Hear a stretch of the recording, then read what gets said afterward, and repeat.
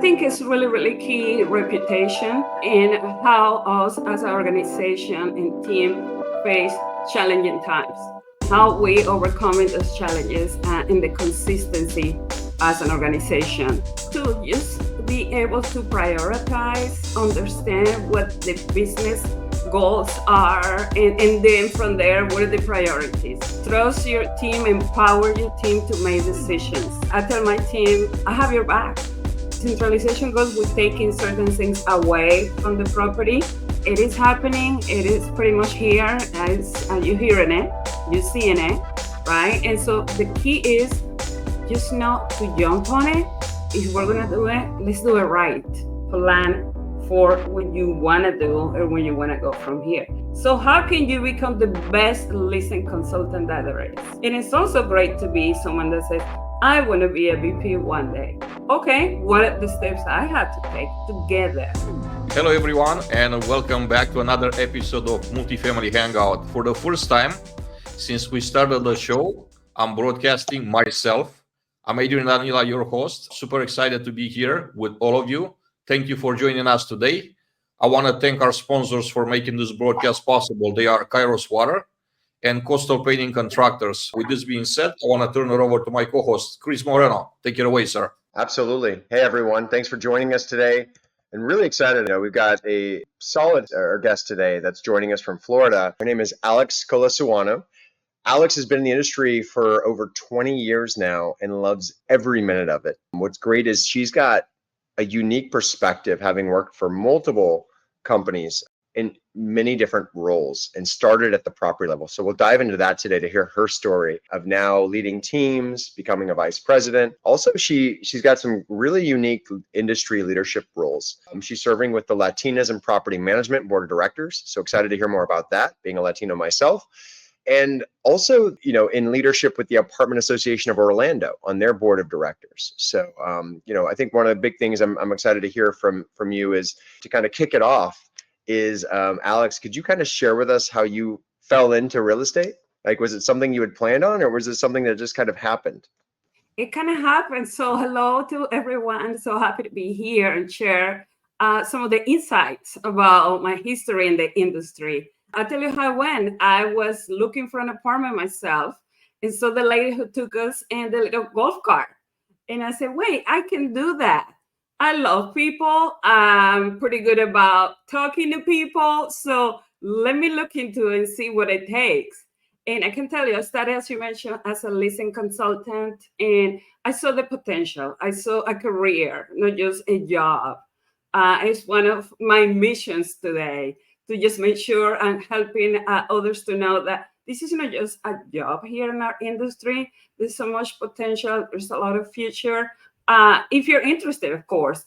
So we're here to help. But that's how it started for me. And the biggest, key to success in my particular experience is the opportunities, right? And the challenges. I do take challenges as opportunities, for sure. So with that being said, I have incredible mentors from property managers, regional. They're in the industry today. We'll still see each other. We'll talk about how we started in the business. So definitely a fantastic experience. Alex, my first question to you is, you had an amazing career, started as a leasing consultant, to become a vice president of a significantly large company. What are the best lessons that you've learned along the way throughout your phenomenal career? For sure, being a good listener. So into today, I said to myself, okay, 2024 goal, listen more. Continue to be a good listener. That's really key. Really challenge yourself. Remain positive.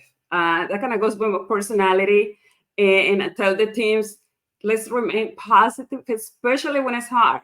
Because it's easy to stay positive when things go really well.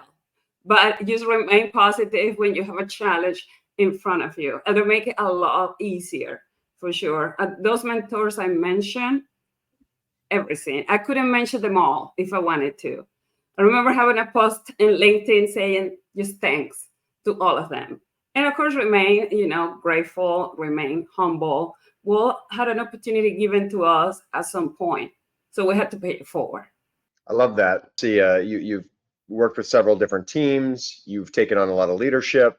What's motivated you to take on these different roles and to pay it back and spend time beyond just your role, but helping others and helping the industry? My motivation always going to be the family first. They motivate me then, today, and will continue to motivate me for sure. But at the same time, I love to learn each team member what motivates them and how I can help. So we all get motivated differently. What motivates me might not motivate you, Chris or Adrian, right? So you just get to know that part, right? That behind story, I guess, and behind scenes from your team members, what they're looking for, what they want to go from here, and how can you help them get there? What are the steps? What is the support they need from you? So I think that's key. Alex, I want to ask you, what's the size of your portfolio that you're overseeing first? And then secondly, is it own and manage, or is it third party, or is it a combination of both? Yeah, so it's 20 properties here in Orlando, in Florida, and we go from Kissimmee, Orlando, Jacksonville, Naples, Sarasota, Tampa. Love Florida to begin with. I mean, everything about it. So it is really a joy. And then in addition to that, it's just all on. So we don't third party here in Florida at this time. I do have a follow-up question here. Yeah. What are some things that are important for your investors, for the people that invest in a company, have ownership stakes in a company? What keeps them up at night in this current environment? I think it's really, really key reputation and how us as an organization and team face challenging times, right? How we overcoming those challenges and the consistency as an organization. And for sure, what is the planning? What is in the future? What is to come? So I think that's definitely key. Yeah, and I think having a clear, focused approach, as you mentioned, is tough for a lot of people, but it's how you make an impact. I'm curious, with all the requests for your time, from family members to friends to business to people looking for jobs to vendors, how do you think about prioritizing, the association work that you do at a local level? How do you think about your time commitment? And how do you stay focused? Do you have any type of frameworks or best practices that maybe you've learned that you could share? I'll tell you, by nature, I'm a planner. So that helps me tremendously. If I have a deadline, we all have, right, to meet. For me, if it's on a Friday, Chris, that's not what it says in my calendar. In my calendar, it's going to say either Tuesday or Wednesday. So I always try to have that cushion to help myself. The one thing you cannot plan for is the unexpected, and unexpected things, I can promise you, will happen. So with that being said, let's worry about what you have control over it, which is how do you plan? So plan in a way that you're giving yourself that cushion. Something were to happen, you're still good. You're still going to make it. It's still going to be on time. Alex, I'm curious. I go back to the amazing career that you had so far. And then I know that it takes a different skill set to be a property manager, a regional manager, than a VP, because the size of the portfolio expands, right? So you can't manage 20 properties, oversee 20 properties like you do 3 or 5 properties. What are some things that you had to learn very quickly when you moved up from a regional role to a VP role? What were some things that you had to learn very quickly? And what are some things that you wish you knew when you stepped into your current position? To just be able to prioritize, understand what the business goals are, and then from there, what are the priorities? Trust your team, empower your team to make decisions. I tell my team, I have your back. Make decisions. I tell you, 9 out of 10 things can be fixed. 99% of the stuff can be fixed. So with that being said, I'm giving you that empowerment to feel empowered to make those decisions. Because guess what? Operations need to keep on running. Business do not stop. People take time away, vacation, things change. And so again, needs to continue to move forward, right? So with that being said, feel empowered, not going to have your back, Worst thing that can happen, I tell my team, joking around, but seriously, I may say, hey, I would have done it this way instead of that way, but I'm still going to hire back. That's what is really, really important. For me, what I wish I would have known before, it comes with the role. There's less hangout. You see what I did there? Less hanging out with people. It's more just you. And that's the one part that you didn't think about it at the time. Okay. But I'm used to be with people around me all the time. And so it's just more like individualized. I guess it's just you on that sense. On that, you talk about having people's backs and supporting them. And, I think that's a fundamental thing is trusting your team, giving them the support, but then getting the heck out of the way as well. Who are some people that had your back? Could you, this is a chance to maybe name some names, but are there specific people who've had an impact on your career that you've either worked with, or maybe they were at an entirely completely different company, but they had that impact on you and you'll never forget them? Yeah, definitely. I can mention a few of them. With my current organization, I tell you, out of the 7 years, my senior VP, her name is Cynthia Adams. We have worked together for like 5.5 directly out of the 7 years. She has been one of my most inspirational mentors. And she is someone that it's a partner. It's a partnership. And so that will be one. When I started in the business, and you probably know this name, is really known in our business, Ricardo Alicea. He was one of the first one who gave me an opportunity. And to today, I'm still learning from him. And so again, there is always those key people. I still talk to my very first regional. We communicate, Monica Topics. And again, she is a regional with a great start. So there's many of those mentors that to today we're still in contact, we still communicate. That send me a big congrats when I see that I get a new accomplishment in my career. So that means a lot. You couldn't be successful without being a very driven person. So I want to know what drives you. What gets you up in the morning? What gets you excited? What gets you say, I want to do this. I'm going to do this again today. And I'm loving doing it. First of all, my team. I couldn't be any prouder. You're going to hear me saying this over and over during our conversation here. Each of them, they're just so dedicated, such a group of hardworking people, such a group of professionals at every level. So they are a motivator for me to get up every day, to start it all over again, for sure. But my personality, Adrian, I'm someone that is so driven. And I just tell friends sometimes, I wish I'll give myself the opportunity to enjoy what I just accomplished before running into the next thing. It's just my nature, I guess. And so it's just that, let's keep going. What's next? Let's move forward. How can we keep doing it? Let's keep growing. I love that. The instigator and the accountability person. It sounds like you've got that accountability.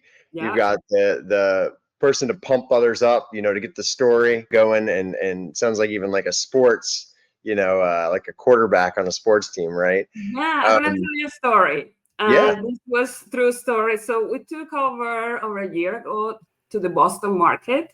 So I was helping out the team. I was in Boston, getting to know those new teams and those new properties. And so I'm talking to the leasing team, and the first day we get to meet. So the next day I come back, the coffee, the donuts, and so on. Let's take a picture. I wrote a note on the box of the donuts for them. What, you're rich now, and so on. And so the ladies on the leasing team that telling me, Alex, you know what? There's people you meet, and you're like, oh, okay. But there's people you meet, you're like, hey, so they were telling me they felt that. They felt that, talking to me, chatting with me, sharing the time we share, they felt like, there's Alex, that is a great feeling. And I appreciated that. And to this day, I still think about it. Let me tell you all, there's a lot of love in the comments for you, Alex. I haven't seen comments just flowing in. Everybody shares the love for you out there. So that's quite amazing. That's quite amazing to see that. I'd like to take a question. The question comes from Adrian Redding. What are some pitfalls you had to overcome while in an industry? For example, a difficult property, staff members, project as a manager, etc. How did you overcome those obstacles? Yeah. So I tell you, when I started, one of the properties I took over, we were doing renovations, and it was a brand new market. It was a Metro West. So go to the property, I started. Well, I came to find out on day one that I really didn't have a staff, meaning that all I had was temps. So when you have temporary help, right? You just don't really know what you're going to have the next day, if you're going to have any, right? And so that was a very challenging property, because simply the fact that there was no one you can really count on to be there for you, right? So, but what did I said earlier, that I love a challenge, right? So that was an opportunity. And what the opportunity was for me is to build the team I needed for that property. So I started from the office team, the maintenance team, build that team. And to today, we sold that property. We overstaff all the properties to keep those individuals, and they still in our organization. That's how strong of a team that is. To this day, I see leasing consultants that I hired at the time, property managers today. And that's the biggest joy for me. You seem to epitomize something I really like, which is a saying I learned from Simon Sinek, which is leaders eat last. As you talk about supporting your teams, making sure they feel comfortable, they have the confidence, and they have the support. Obviously taking time out of your busy life to be a part of Latinas in Property Management, the Apartment Association of Orlando, obviously, NAA. There's so many great organizations, but can you share a little bit maybe about what you're focused on with the Apartment Association of Orlando? Maybe take us through maybe a couple of initiatives or things that stand out. And then maybe secondarily, if you could share a little bit about Latinas in property management. I think love for you to kind of share maybe some initiatives, or even for the audience, some things that maybe could be helpful. Yes, absolutely. So for the Apartment Association, this has been 3 years for me now, serving at the board. And I tell you how it started. I just said, I know how critical and important it is to network. And it can be harder for some of us, right? We just kind of had to ask a lot of questions, always remain curious, right? And it's okay, because no one has all the answers. So with that being said, I had the opportunity to go to Tallahassee with the Apartment Association. I'm sure you guys heard about this, Maya Law, with a situation that happened a couple of years ago. Well, I was part of that initiative on the sense that, it's such a small contribution, but just feeling that you're there, your presence, your signature, whatever it takes to make it happen, to help a little bit on our industry. I think that is just, priceless to me. That will be one, for example, with the Apartment Association. With Latinas in Property Management, super proud to represent any given chance that we can get, right? So I was able to go to NAA with the Latinas this year and just represent there and just tell everyone what we're about, how we can help, how we support each other in this group, and how we can contribute, because our contributions matter, and they're critical as well in our business. Alex, 2024, we're approaching 2025 fast, super fast. What are some challenges and opportunities that you see in a multifamily space this year and beyond for operators? Yeah. So the opportunities for us, we're in Florida, as we know. We just went through some challenging experiences with the storms that we just still to, overcoming, to kind of moving forward from it. So with that being said, we have several displaced residents, right? So that was a big challenge. And it wasn't, let's say, from our properties, but we are helping, from other properties, residents that are coming to us, right? Needing a new place to call home. So with that being said, we're contacting the Bay Association. Hey guys, we do have apartments ready. Who needs help? I have our team in Tampa that went and helped out with 1,000 bags, for supplies. So they were there helping out. So those are really challenges that perhaps we didn't expect to have this year, particularly so close home, right? But we're able to prepare for it, be ready for it, and overcome the challenge. So that is one of the challenges that we were able to overcome this year and still working towards. Obviously, there's a lot of challenges, as you're sharing what you're most excited for in 2025, because we can always look at the negatives, but I think you're definitely an optimist. And so I'd love to kind of hear maybe what you're most excited for, if there's a couple of things you maybe are excited for as you're planning for 2025 and that maybe you want to share with others. So continue to grow our team here. Continue to grow here within Florida and beyond for our organization. We're starting to see the market moving again. We're starting to see properties are selling again. So that's what I mean when I said we need to continue to grow here our portfolio, right? So that's happening. That's coming. Definitely planning now to start 2025 in a great, positive way, for sure. And that touch in occupancy, okay, those kind of challenges that we're all seeing in the market. What are we doing now to get ready for 2025? So I'm excited about it. I'm excited that, yes, we have seen oversupply happening pretty much majority of this year. Projections are so far it's going to continue towards early mid next year. But then from there, we're going to kind of like, we're going back. So we're coming to feel a little bit more of the norm that we are used to. So I'm excited seeing that.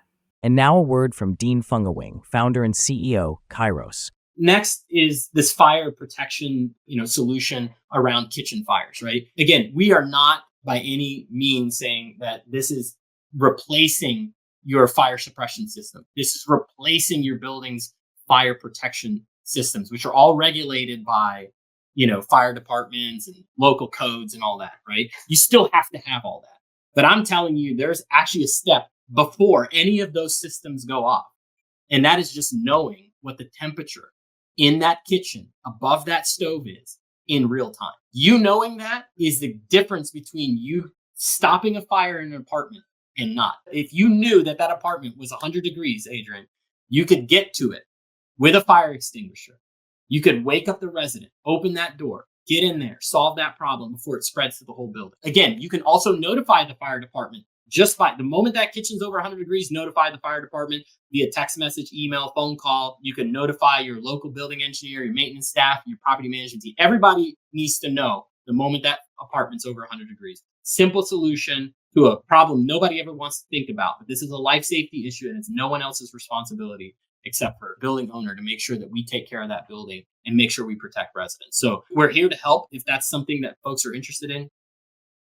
Alex, a good percentage of our followers and people that are watching the show are supplier partners. I want to give them a shout out, and also I want to use this opportunity to ask you a question that a lot of them out there, would like to ask if they had the opportunity to ask in person. The question is, I'm a service provider. I'm about to get 30 minutes with Alex, right? And I want to convince her to give me a chance to use my services that I'm providing. How would you coach me to impress Alex, to get a yes from her, to get her to give me a chance to become a vendor partner, a supplier partner for her company? The first thing is going to be, let me see where you are. Tell me what you have done. If we're going to talk, just to give an example, a landscaping company, right? So where are you guys located? Tell me the communities you're working on. Who can I talk to, right? To see how Chris landscaping works, right? So let's talk about it. Tell me what you can offer and how can we make it be a win-win? Okay, that's what the idea is going to be. We do have a system they have to follow. I'm sure you guys heard of it. It's called Net Vendor. They have to be approved in that system for us to have the opportunity to use them. But for me, I'm always open door policy. Welcome to anyone who want to go ahead and bring their services and supplies to help us as an organization. And then, of course, put you in the right direction. We do have our corporation based in Utah, and that's what many contracts are being negotiated. Let me put you in contact with the right person to do that. And then from there, you can fly solo.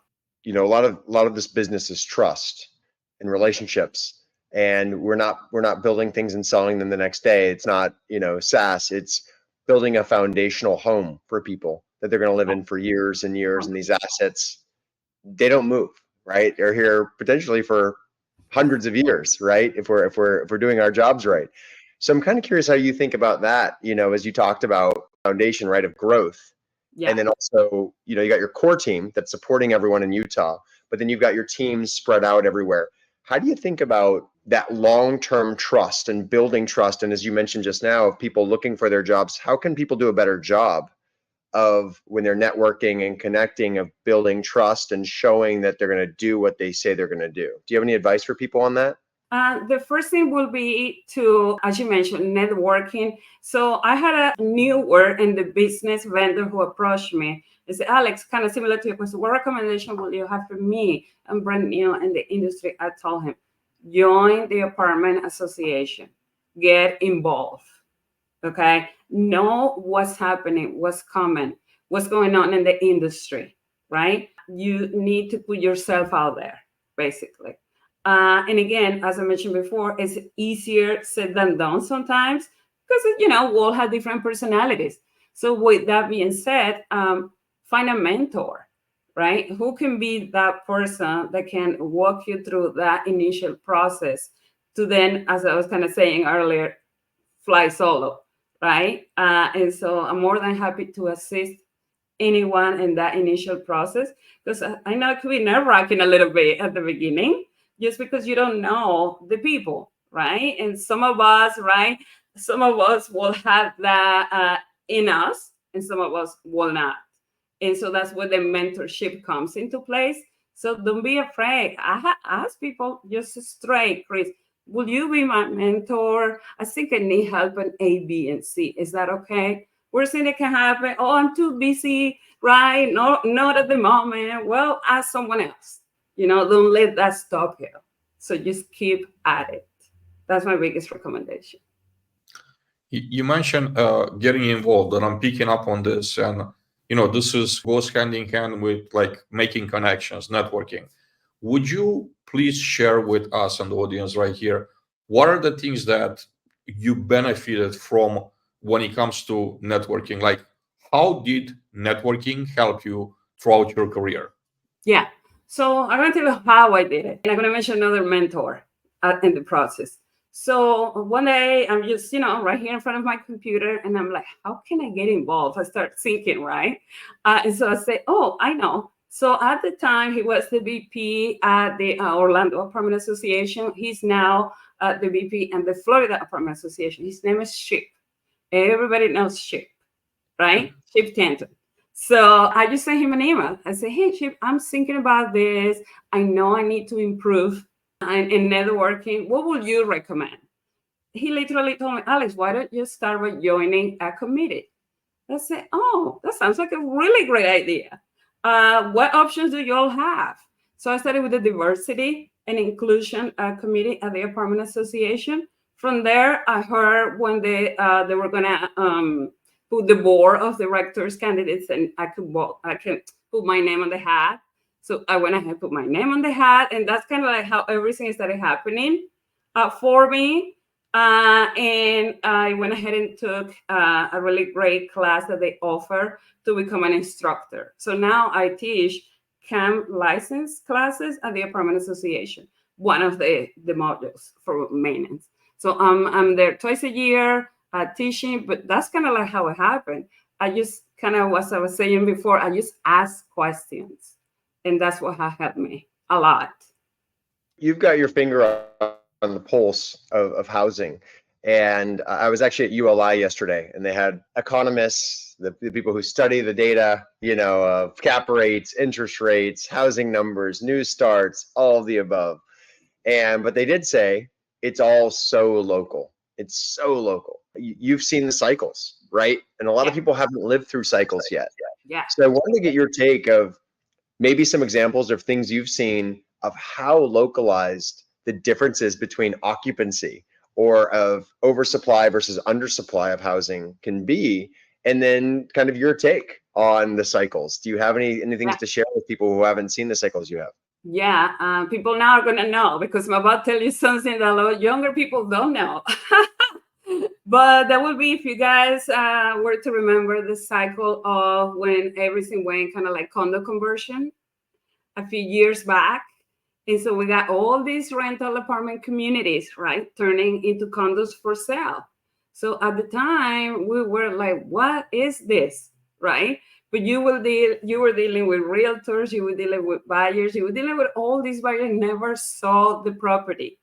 They just went online and buying. And so part of the process was that you needed to have a renter already in those condos that they were buying, right? But then what happened after a few years after that, couple of years perhaps, that's when the market crashed, if you'll remember.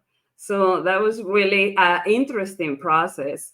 It was a first for me. At the time, I want to say I was probably a leasing agent when that kind of happened, but I had to deal with realtors, inspections, find a renter or the unit wouldn't sell.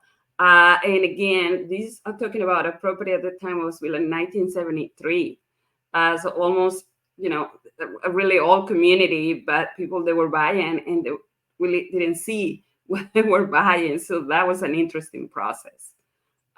So again, that was a situation that I experienced and went through at the time. Alex, there's a lot of chatter about centralization in multifamily. Most conferences that I've attended this year, this was like the main topic or one of the top 3 topics. I want to take your take on centralization. Is it something? First of all, how do you envision it, right? For inside and for maintenance as well. And then, do you think it's possible for a company your size? What are your thoughts on that? Maybe if you have some experience with centralization already within your organization, maybe to share some do's and don'ts for us. Yeah, and you are 100% correct. It is happening. It is pretty much here as you're hearing it, you're seeing it, right? And so the key is just not to jump on it. If we're going to do it, let's do it right. Okay. And so with that being said, there is an initiative. Yes. It's something that we're hearing, as I mentioned, more and more. One of the things we have kind of in centralization goes with taking certain things away from the property. It goes back to the actual growth also an increase on work from home. Yes. And so, and this is still coming as of the after COVID effect. Yes. And so there's a lot of that happening. But we also have the need.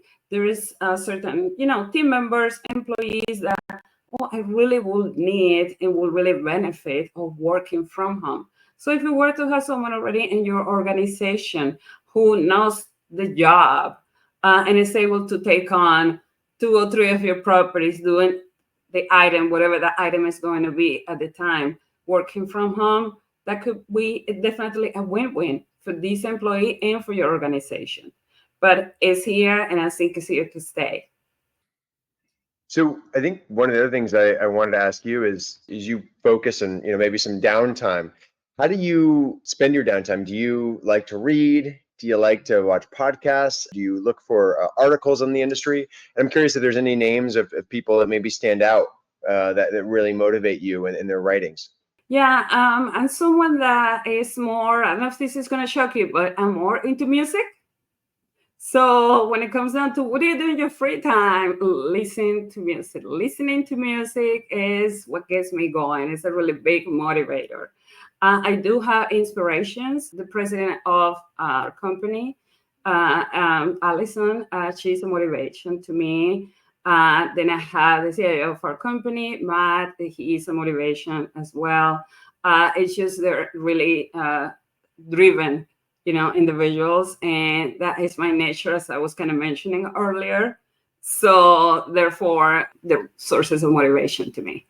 Alex, I want to touch on technology next. The industry, the entire world develops technology very fast.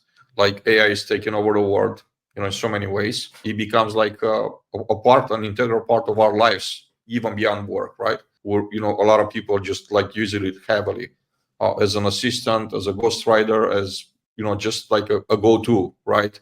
I think it's gonna take over the Google searches, in my personal opinion. A lot of people are switching from like Google or other search engines to ChatGPT. How do you see the technology evolving? First of all, what's your take on like the incredible amount of technology that's available out there for prop tech? How do you vet it? Maybe you help us go through your process of vetting. You're Yeah. looking at technology. I'm sure that you approach all the time with all kinds of technology. So how do you look at it? How do you determine, hey, this is something that we should be using? This is kind of like a nice to use, or maybe not so much, or not right now, right? The Yeah. product is not mature yet, maybe. Yeah, I think still in such a young stages, right? And it's still so much more to come. I was watching this program in regards to AI and so forth, and it can be so beneficial for us in so many different ways. The thing is how we're using it, right? What are we using it for, right? And so again, there's no really laws perhaps or regulations at this time for it. So that could be the scary part of it. And this is my personal opinion, right? So as I was watching this show, again, there is so much good in so many different industries from health, right? That this can bring. The thing is, what are we doing with it? What are we using it for? How we're regulating this? We don't have all those answers yet. I think it's a lot more to come, but I think definitely we have to embrace it. That will be my opinion. Another thing on technology, how to think about, innovation, but also how to think about culture. And because culture, a lot of people talk about culture, Yes. but they don't always invest in culture. They don't invest the time and the resources. So as you are obviously attracting great talent to your teams and you're spending time with them, do you have any secrets that you've learned along the way around building a strong culture of trust and then instilling in your teams that they can go out and make a major impact? So I talk about the big picture mentality. That's how I call it. And it goes back to what you just said, is the impact that each of us have in everything we do. So when I talk with a team member, I tell them, like, it's not what we do here at this property. It's what we do at this property in Orlando, in Florida, for the country, for our organization. So that's where the big picture kind of comes into place. And that's how important each of them are. And so with that being said, when you kind of open that window of opportunities, you see what I do matters. And it matters just that this property, it matters more than just in Orlando, right? So on and so forth. So that is what I like to always kind of picture the big picture to them, to really see how important and key they are. When someone comes telling me, oh, this is amazing, Alex, no. It's not me, it's the team behind. It's the team coming day in and day out, putting it in and putting it in. I call it a saving account. You're going to put in and continue to put in. But then guess what? Then you're going to collect from it, right? The fruit of your labor, if you would, right? So to me, that is a key to success, right? Having the team understand how valuable they are, because they can do it alone. Whoever thinks they can, they're wrong, in my opinion. All right. You need that team to support you, to be there with you, not for you, with you. Right. So I think that's really, really key. Alex, there's a lot of industry professionals out there just starting their career in multifamily. They're looking out for role models like you, for someone like you, and they're thinking, I want to become like Alex. I want to become Alex one day. What are some great pieces of advice that you have to share with them? Be someone that is remain curious, and I keep mentioning, right? Ask a lot of questions. Be someone that look your position today, not just as a job, as I was mentioning too, but a career, and understand and just say, where do I want to go from here? And then map out, right? What are the steps that you have to take together right? So does it mean that I start, on a small property that is 200 units, and then my next step is that I want to go ahead and go to a bigger property where it's 350 units, right? Is it the same level of experience as someone that has been 10 years of the same property versus the person that has been 10 years in maybe 2, 3 different communities, right? So if you see what I mean. So with that being said, okay, map it out. You have to literally plan for what you want to do or where you want to go from here. But there is two sides to that. It's totally fine if you're someone, Adrian, Chris, that say, I love being a leasing consultant and that's what I want to do. Great. So how can you become the best leasing consultant that there is? Okay. And it's also great to be someone that says, I want to be a VP one day. Okay. What are the steps I had to take to get there? Right? Do your research, do your homework, find a mentor I was mentioning, right? Get involved, ask questions. I think a lot about people sometimes needing to step back before they step forward, taking a couple steps back, Yeah. reevaluating, sometimes, and this happened to me in my personal life, my career, but I had people who were there to tell me, and when everyone else was telling me it was going the wrong way, it turned out, looking back, it was the greatest decision ever. Do you ever have those conversations with people where they're not sure what to do, and you give them the thoughts of, number one, what do you want to do? And you have, these heart-to-heart moments. Is that something frequently that you're able to do? And have people had those conversations with you, or maybe you had an example of a time where you had to actually reevaluate where you were in your career to take a step back and then to be able to take 2 steps forward? So that's a great question. And from personal experience, I can tell you yes, on the sense that am I at the right place right now? Right? And only you know the answer to that question. If the answer is no, I truly believe in not being a complainer about it and just come really upset every day versus taking action. And I said this a few times, Chris. I say, I'm not a complainer. I really don't believe in that. I believe in seeing what my options are for my situation and deciding what option I'm going to go for and then go for it. Okay. Worst thing that can happen. Well, that wasn't the best option out of the options that I had. Let me backtrack and go with plan B if that's what it needs to happen. Okay. Or option 2. Right. But you're not going to know, right, until you do it. And I was listening actually a podcast. And one of the things that kind of stuck with me was when they were talking about things in our head are 10 times worse than what they really are when you're doing it in real life. So with that being said, as far as you're prepared to, what's the worst thing that can happen if I make this move or this decision, you're pretty much going to be okay.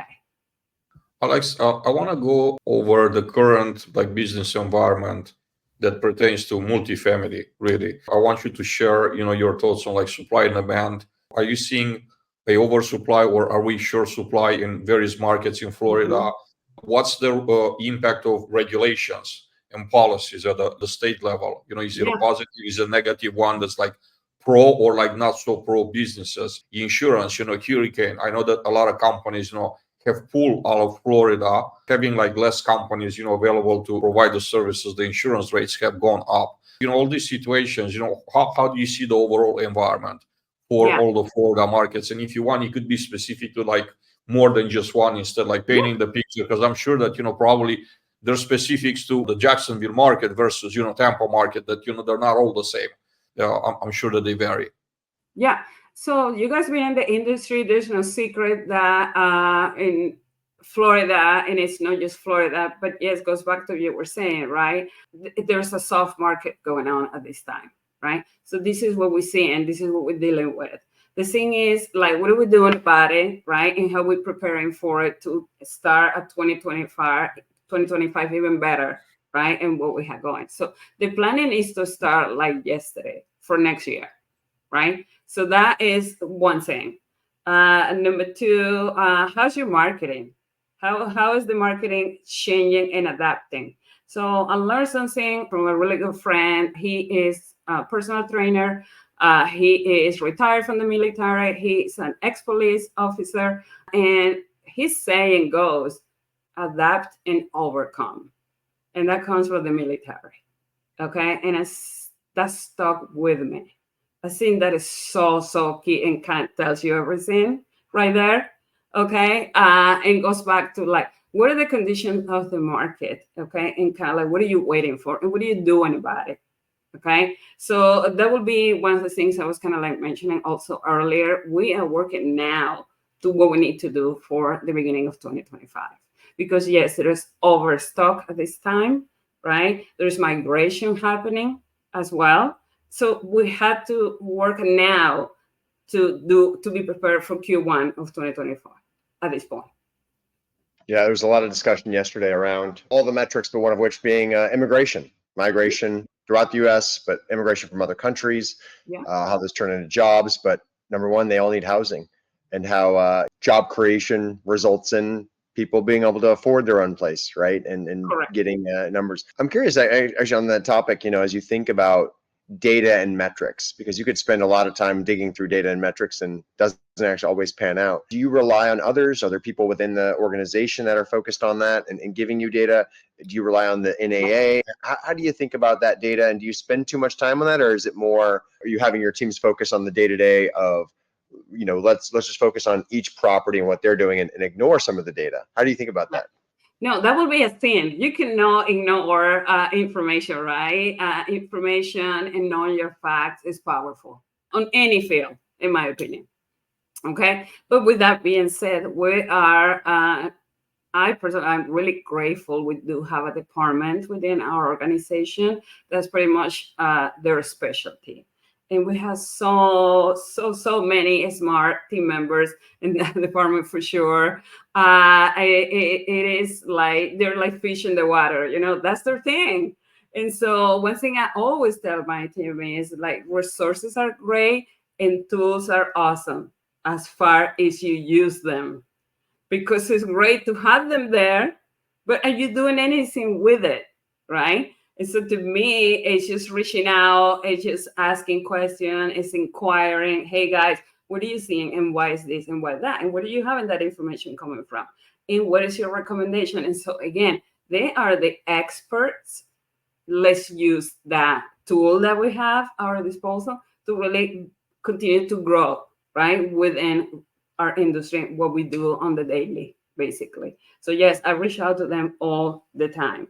One of the things we did as an organization, we created our own price revenue system. I'm sure you guys heard of RentMax and so on. Well, we have our own. It was created by our team, and that to me is huge. It's so customized to what our team needs as an organization, right? We have it. And so again, that's how smart they are. And so, yes, I think it's really, really critical to have access to that data. I reach out to Florida Apartment Association when I have questions. Okay. I reach out to my friends there. I receive the information from NAA. It comes to my email continuously. Plus, they have the additional education classes that you can take pretty much on demand anytime. So do that as well. So yes, every chance that I have, I'm going to grab. Alex, the overwhelming majority of everyone I know in the industry, professionals in the industry, has the story, I fell into multifamily by accident. So my question to you is, how do we make entering our industry a choice versus a happenstance, basically become an intentional career for those that are learning that multifamily exists, right? How do we make it a decision that's like, I want to choose multifamily because it's like an awesome industry, versus like, I just heard that there were apartments that needed maintenance, they needed repairs, I kind of knew how to do repairs, I fell into it, where I heard that I thought I could lease apartments. That's very common story. You never heard, at least I had never heard someone saying, I want to be a property manager when I grow up. So I think that's where you're coming from. So with that being said, it's all about education, right? So where we're starting to talk about, our industry, where are we going? What are we doing, right? And so with that being said, the Orlando Apartment Association had an initiative with their diversion DEI committee, okay, which is going to high schools, right, and talk to them about it and tell them that it's a career, not a job, and what you can do. And as Chris was mentioning, people are going to need home, so that will always be a need. So job security too, right? So with that being said, is that education that needs to start at the very least from high school and up. The good news too, Adrian, is that Valencia already has a program. I'm pretty sure you heard about it, which is, property management. You can go to Valencia College and study to graduate in property management. I do have a really good friend of mine, I call it Melanie, and she is a teacher there. She teaches, property management. And so again, there are more and more initiatives happen. We'll all, it takes a village, right? We'll all need to be on that same page. How do we do it? What are the steps? Let's do it. Because honestly, it's almost like, it shouldn't be like it is now, Adrian, as you mentioned, by coincidence, by chance. We need to make it more intentional, for sure.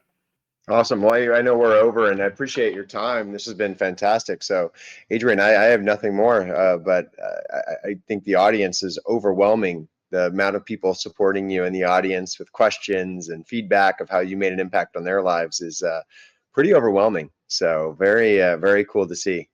That's fantastic. Thank you so much, everyone.